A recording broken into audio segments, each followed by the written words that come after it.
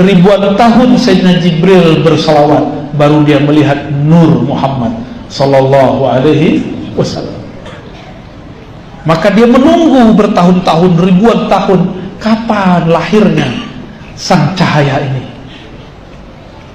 Di saat dia lahir, baru hamil nih, Allah kabari, Jibril, tuh Aminah namanya, dia sedang mengandung cahaya yang kau salawati. Maka setiap malam malaikat Jibril turun melihat Aminah, nungguin apa gerakan yang ada dalam perut Aminah. Sesekali diizinkan Allah mengabarkan, wahai Aminah, jika itu anak lahir, namakan Muhammad. Itu Jibril nungguin. Coba pernah mimpi ketemu Jibril nggak Pak? Enggak, belum ya. Tapi ada orang nggak ketemu Jibril mengatakan Aminah musyrik. Ya, dia nggak musyrik, yang ngomong ini nggak musyrik, tapi ketemu Jibril belum pernah. Paham maksud saya apa? Kira-kira kalau ada kiai sekarang mengatakan saya bertemu Jibril, itu wali bukan? Wali bukan? Mungkin loh Pak, mungkin. Jibril kan masih turun, tapi nggak wahyu. Kan tidak ada dalilnya mengatakan Jibril nggak turun lagi. Jibril tidak bawa wahyu, benar-benar.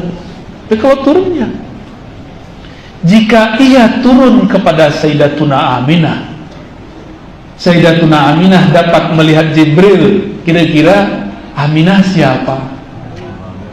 Wali. Wali nggak? Antum wali nggak? Bisa ngeliat Jibril nggak? Wali murid. Itu benar itu.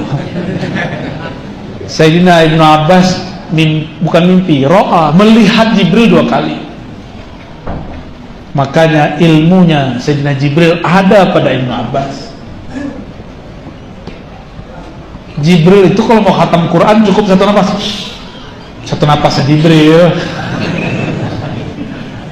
Kita satu napas Fatihah aja dibid'ahkan kawan. Dia nggak tahu kalau dalam hadis musalsal ada namanya musalsal Fatihah satu napas. Ada musalsal Fatihah satu nafas. Kata kawan dia nggak ngerti, ngapain itu bid'ah. Jadi bid'ah versi dia kalau dia nggak ngerti. Tuh suka-suka makan bid'ahnya ya. Guru saya Syekh Hasan itu saking marahnya, keselnya di bid'ah-bid'ahin nama anak muda. Kata beliau, kau nih kalau kentut kayak bunyinya bid'ah. Sampai begitu beliau marah. Tapi marahnya sambil canda ya. Gimana? Ada yang ketemu malaikat Jibril? Kalaupun ada, saya belum tentu percaya. Siapa tahu yang jin ngaku malah jadi Jibril kan? Iya. Aiden ngaku itu Jibril. Lia Edan. Itu orang sosok gak pernah ngaku Jibril, dia aja yang bilang itu Jibril. Kalau dia ngaku Jibril, Jibril aslinya turun, bisa diputus kepalanya. Ngaku jadi Jibril, habis selesai. Sayyidina Jibril itu wiridnya sholawat Pak, sallallahu ala Muhammad. Maka bernamalah sholawat Jibril ya. Jadi Jibril itu jadi Jibril karena sholawat. Makanya beliau dapat tugas untuk membawa wahyu ke qalbu Nabi, wahyu syariat. Kalau wahyu hakikat langsung Allah turunkan ke qalbu Nabi. Wa innaka latulaqqal Qur'an min ladun hakimin alim, langsung ke qalbu Nabi. Tapi untuk hukum-hukum lewat Sayyidina Jibril. Untuk bab rahasia itu langsung antara Allah dan Nabi. Maka hijabnya Sayyidina Jibril itu Nabi Muhammad, bukan Nabi Muhammad terhijab oleh Jibril. Jibril yang terhijab Nabi Muhammad. Kalau Jibril menurunkan ayat, itu Jibril setelah itu dengerin penjelasan Nabi Muhammad. Baru dengar ya? Selama ini antum dengarnya gimana? Jibril yang jelasin ke Nabi Muhammad. Ya salah. Itu kitabnya kurang kuning itu. Ya. Kurang kuning. Kalau yang kuning asli nggak begitu. Quran turun ke qalbu Nabi Muhammad. Fuad namanya. Ala qalbika atau fuad. Tapi sudah ada Quran dalam diri Nabi. Jadi Sayyidina Jibril itu cuma mengingatkan Nabi Muhammad mengenai Quran yang ada dalam dirinya. Itulah hakikat yang dikatakan dalam hadis Nabi ketika Sayyidah Aisyah ditanya, apa akhlak Nabi sallallahu alaihi wasallam?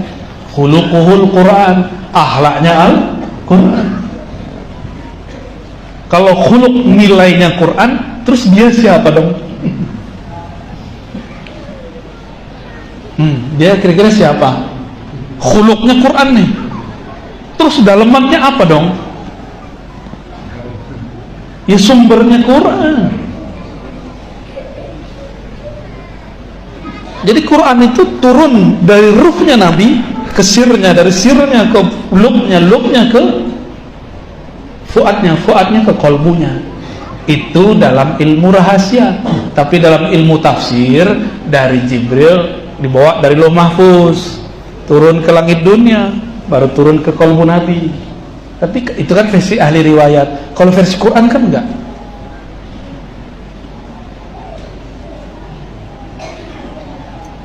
Allah menyebut Quran itu qara'a. Qara'a jamaah, artinya Allah kumpulkan Quran itu di kolbu Nabi.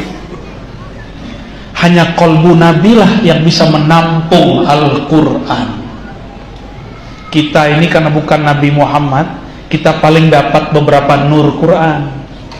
Ada yang dapat nur Al-Fatihah, ada yang dapat nur Kulhu, ada yang dapat nur Al-Baqarah, ada yang dapat nur Al-Mulk, ada yang dapat nur Waqi'ah, ada yang dapat nur Toha. Itu Allah bagi-bagi. Setiap kekasihnya datang dengan ayat-ayat itu kepada Allah SWT. Maka setiap wali ada ayatnya. Nabi Idris saja ada ayatnya. Dan semua ayat itu ada di kolbu Nabi Muhammad sallallahu alaihi wasallam. Ya, makanya kita ini beberapa senang ayat tertentu, benar nggak? Kalau antum senangnya Waqiah mulu ya, supaya apa? Rezeki lancar. Hadisnya doif hadisnya. Gimana dong? Kita baca Waqiah bukan karena pengen rezeki banyak, tapi supaya diridhoi oleh yang. Kalau kalbu Nabi isinya kalam-kalam Allah. Karena isinya kalam-kalam Allah, kalam itu sifat. Lebih tinggi daripada sekedar nama. Kalbu kita cukup nama Allah, kalbu Nabi isinya kalam-kalam Allah. Maka ini jalan pintas menuju Allah. Jika ingin mendekat kepada Allah, selawatlah kepada kalbu Rasulullah sallallahu alaihi wasallam. Selawat kepada ruh Rasulullah. Maka ada selawat namanya selawat ruhiyah. Allahumma salli ala ruhi sayyidina Muhammadin fil arwah. Ya Allah, sampaikan salam ruh kami kepada ruh baginda Rasul sallallahu alaihi wasallam. Salam qalbu kami kepada qalbu Nabi sallallahu alaihi wasallam. Salam jasad kami kepada jasad Nabi Muhammad sallallahu alaihi wasallam. Salam jiwa kami kepada jiwa Nabi Muhammad sallallahu alaihi wasallam. Salam akal kami kepada akal Nabi sallallahu alaihi wasallam. Biar ini dapat syafaat. Biar kalau ditanam di dalam tanah, dia tidak akan dirusak oleh ulat dan bumi. Seperti Nabi mengatakan, innallaha harrama 'alal ardi an ta'kula ajsadal anbiya. Sesungguhnya Allah mengharamkan atas bumi untuk merusak tubuh para nabi. Kita tambahkan wa warasatuhum, dan pewaris-pewaris mereka. Gimana? Saya mau gimana jadi pewaris? Nggak pernah nyantri, nggak apa-apa. Emang sahabat Nabi nyantri? Pesantren kilat ya Pak ya? Ada lulusan pesantren kilat sini? Ya, bulan puasa ya. Maka Bapak Ibu yang hadir, poin saya tadi 3 itulah. Qalbu hanya dicipta untuk nama Allah. Yang kedua, taman-taman surga hakiki adalah qalbu para wali yang berzikir kepada Allah.